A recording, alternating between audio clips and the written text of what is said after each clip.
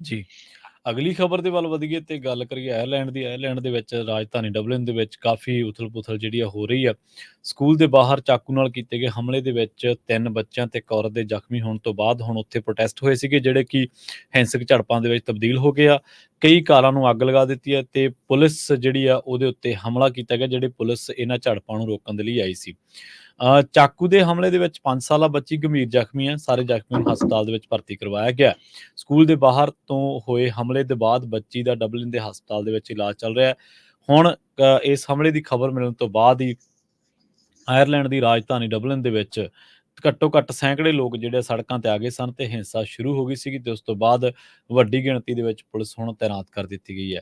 ਜਿਹੜੀਆਂ ਤਾਜ਼ਾ ਖਬਰਾਂ ਨੇ ਉਹਨਾਂ ਦੇ ਮੁਤਾਬਕ ਇਸ ਵੇਲੇ ਆਇਰਲੈਂਡ ਦੇ ਵਿੱਚ ਜਿਹੜੇ ਲੋਕ ਪ੍ਰੋਟੈਸਟ ਕਰ ਰਹੇ ਸਨ ਡਬਲਿਨ ਦੇ ਵਿੱਚ, ਉਹਨਾਂ ਦੇ ਵਿੱਚੋਂ ਵੱਡੀ ਗਿਣਤੀ ਜਿਹੜੇ ਲੋਕ ਨੇ ਉਹਨਾਂ ਨੂੰ ਕਹਿ ਲਈਏ ਕਿ ਹਿਰਾਸਤ ਦੇ ਵਿੱਚ ਇੱਕ ਤਰੀਕੇ ਨਾਲ ਡਿਟੇਨ ਕਹਿ ਸਕਦੇ ਹਾਂ, ਪਰ ਡਿਟੇਨ ਕੀਤਾ ਗਿਆ।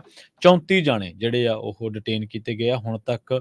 ਤੇ ਹੁਣ ਉਹ ਪੀਐਮ ਨੂੰ, ਆਇਰਿਸ਼ ਪੀਐਮ ਨੂੰ ਕਹਿਣਾ ਪਿਆ ਕਿ ਡਬਲਿਨ ਹੁਣ ਸੇਫ ਆ, ਜਦਕਿ ਉੱਥੇ ਹਿੰਸਾ ਹਾਲੇ ਵੀ ਹੋ ਰਹੀ ਹੈ। ਜੀ ਜੀ।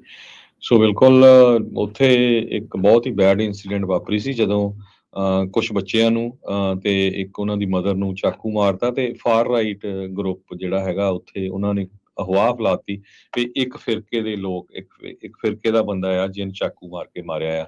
ਜੀ ਯੂਰਪ ਦੇ ਵਿੱਚ ਖਾਸ ਕਰਕੇ ਇਹਨਾਂ ਮੁਲਕਾਂ 'ਚ ਆਇਰਲੈਂਡ 'ਚ ਵੀ ਵੱਡੀ ਗਿਣਤੀ 'ਚ ਇਮੀਗ੍ਰੈਂਟ ਮੂਵ ਹੋਏ ਆ ਤੇ ਉੱਥੇ ਅਨਰੈਸਟ ਕਾਫੀ ਚੱਲ ਰਿਹਾ ਹੈਗਾ ਆ।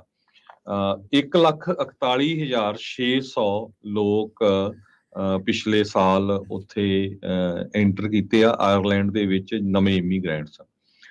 16 ਸਾਲਾਂ ਦੇ ਵਿੱਚ ਸਭ ਤੋਂ ਜ਼ਿਆਦਾ ਇਹ ਡਾਟਾ ਆਇਆ ਹੈਗਾ ਤੇ ਇਹਦੇ ਵਿੱਚ 40,000 ਦੇ ਕਰੀਬ ਯੂਕਰੇਨੀਅਨ ਲੋਕ ਵੀ ਹੈਗੇ ਆ। ਕਹਿੰਦੇ 1 ਮਿਲੀਅਨ ਦੇ ਕਰੀਬ ਯੂਕਰੇਨੀਅਨ ਕੈਨੇਡਾ ਦੇ ਵਿੱਚ ਵੀ ਪਿਛਲੇ ਮਹੀਨਿਆਂ 'ਚ ਮੂਵ ਹੋਏ ਹੈਗੇ ਆ।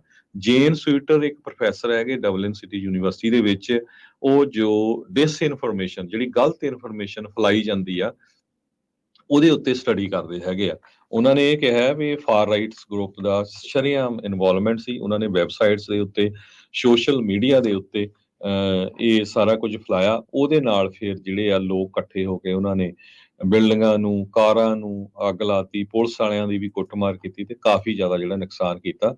ਆਇਰਲੈਂਡ ਦੇ ਪ੍ਰਾਈਮ ਮਿਨਿਸਟਰ ਨੇ ਇਹ ਕਿਹਾ ਵੀ ਇਹ ਇੱਕ ਤਰ੍ਹਾਂ ਨਾਲ ਸਾਡੇ ਮੁਲਕ ਦੇ ਉੱਤੇ ਧੱਬਾ ਆ। ਇਹ ਚੀਜ਼ ਜਿਹੜੀ ਆ ਉਹ ਸਾਡੇ ਮੁਲਕ ਦੇ ਵਿੱਚ ਨਹੀਂ ਵਾਪਰਨੀ ਚਾਹੀਦੀ। ਜੀ ਜੀ ਤੇ ਤੇ ਅਗਲੀ ਖਬਰ ਦੇ ਅਗਲੀਆਂ ਵੱਲ ਖਬਰਾਂ ਵੱਲ ਚੱਲੀਏ। ਜੀ ਅਗਲੀ ਖਬਰ ਦੇ ਵੱਲ ਵਧੀਏ ਤੇ ਗੱਲ ਕਰੀਏ ਆਇਰਲੈਂਡ ਦੀ। ਆਇਰਲੈਂਡ ਦੇ ਵਿੱਚ ਰਾਜਧਾਨੀ ਡਬਲਿਨ ਦੇ ਵਿੱਚ ਕਾਫੀ ਉਥਲ-ਪੁਥਲ ਜਿਹੜੀ ਆ ਹੋ ਰਹੀ ਆ। ਸਕੂਲ ਦੇ ਬਾਹਰ ਚਾਕੂ ਨਾਲ ਕੀਤੇ ਗਏ ਹਮਲੇ ਦੇ ਵਿੱਚ 3 ਬੱਚਿਆਂ ਤੇ ਇੱਕ ਔਰਤ ਦੇ ਜ਼ਖਮੀ ਹੋਣ ਤੋਂ ਬਾਅਦ ਹੁਣ ਉੱਥੇ ਪ੍ਰੋਟੈਸਟ ਹੋਏ ਸੀਗੇ, ਜਿਹੜੇ ਕਿ ਹਿੰਸਕ ਝੜਪਾਂ ਦੇ ਵਿੱਚ ਤਬਦੀਲ ਹੋ ਗਏ ਆ।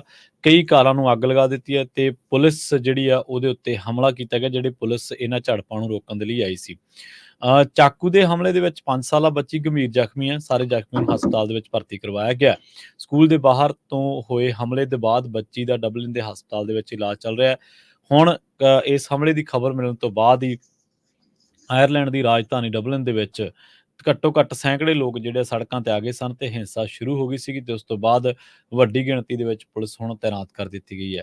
ਜਿਹੜੀਆਂ ਤਾਜ਼ਾ ਖਬਰਾਂ ਨੇ ਉਹਨਾਂ ਦੇ ਮੁਤਾਬਕ ਇਸ ਵੇਲੇ ਆਇਰਲੈਂਡ ਦੇ ਵਿੱਚ ਜਿਹੜੇ ਲੋਕ ਪ੍ਰੋਟੈਸਟ ਕਰ ਰਹੇ ਸਨ ਡਬਲਿਨ ਦੇ ਵਿੱਚ, ਉਹਨਾਂ ਦੇ ਵਿੱਚੋਂ ਵੱਡੀ ਗਿਣਤੀ ਜਿਹੜੇ ਲੋਕ ਨੇ ਉਹਨਾਂ ਨੂੰ ਕਹਿ ਲਈਏ ਕਿ ਹਿਰਾਸਤ ਦੇ ਵਿੱਚ ਇੱਕ ਤਰੀਕੇ ਨਾਲ ਡਿਟੇਨ ਕਹਿ ਸਕਦੇ ਹਾਂ, ਪਰ ਡਿਟੇਨ ਕੀਤਾ ਗਿਆ।